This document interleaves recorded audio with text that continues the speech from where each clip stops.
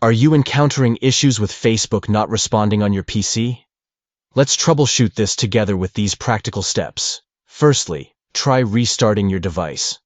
Oftentimes, a simple restart can effectively resolve temporary glitches or conflicts that may be causing Facebook to become unresponsive. Next, it's essential to check your internet connection. Make sure you have a stable connection and consider switching between Wi-Fi and mobile data to determine if the issue persists across different networks. Another crucial step is to check for any pending device updates. Keeping your device's operating system up to date is vital, as outdated software can lead to compatibility issues with various applications, including Facebook. If you are using a VPN or proxy service, consider disabling it temporarily.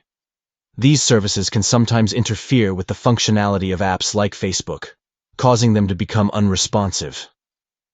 Should the problem persist despite trying the above steps, don't hesitate to contact Facebook support.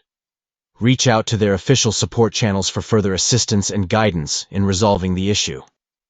By following these troubleshooting steps diligently, you can address the Facebook not responding problem on your PC and ensure a smoother experience while using the platform.